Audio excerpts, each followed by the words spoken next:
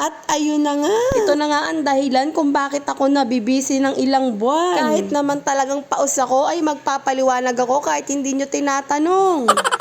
Itong araw nga na ito ay espesyal para sa akin dahil nga mag-o-oath taking na kami. At na-elect lang naman ako bilang presidente nila. Medyo mabigat nga ang aking tungkulin pero kakayanin. Ang pagsayaw nga sa harap ng maraming tao ay ang aking unang pagsubok. Dahil nga kung hindi nyo naman maitatanong at hindi naman talagang halata na ako'y mahiyain.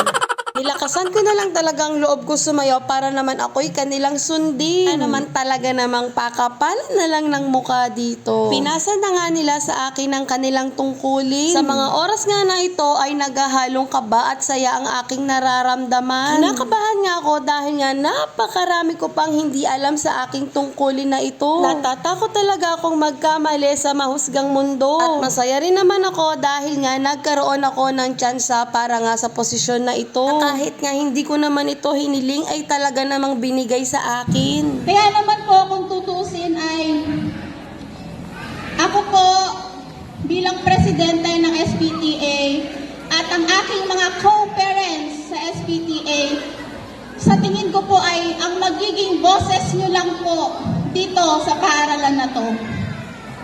Kaya naman po, ang aking puso at isipan ay bukas na bukas para po sa inyong mga magulang, para po pakinggan ang inyong suggestion, idea, komento, na para naman sa pagpapaganda nitong paaralan na to.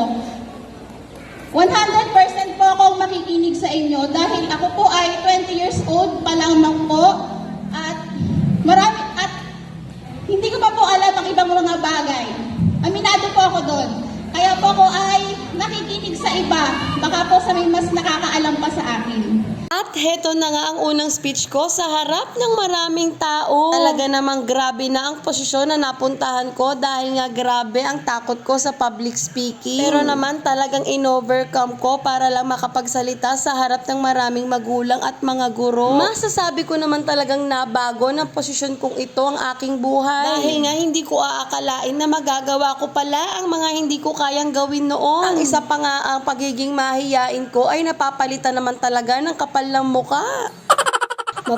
Thank you Lord na lang talaga dahil nga napakaraming nagbago sa akin. Pero gusto ko lang din sabihin sa inyo na posisyon lang ang meron ako. Na kahit ma-elect man ako sa ibang posisyon ay gagawin ko pa rin ang aking tungkulin. Kaya naman maraming salamat talaga sa aking SPTA family. Sa inyong napakalaking tiwala na ibinigay nyo po sa akin. Kaya naman wag na wag po kayong magsasawang sumuporta dahil iisa lang naman po ang ating layunin. Dito ka na sa eskwelahan, para sa'yo talaga to. Kaya po buong-buo ko po itong tinanggap. At ako po ay nagpapasalamat sa mga nagtiwala po sa akin. Maaari po ang hindi pa po ako kilala. Kaya hindi po ako nangangako ngayon. Pagkus gagawin ko na lang po, kasama po ang aking SPTA na solusyonan ang mga problema sa abot ng aming makakaya. At bigyang pansin ang mga gustong magulang na may parating sa atin, na nananahimik lang po yung mga yan. Ngayon po, ito na po yung chance nyo, handa po akong makinig sa inyo. Dahil isa lang naman po ang goal natin para sa mga anak natin at para dito sa paaralan na ito. Kaya po, muli ako po si President Dada nyo po at handa pong makinig sa inyo. Maraming po sa lahat at mabuhay po tayo.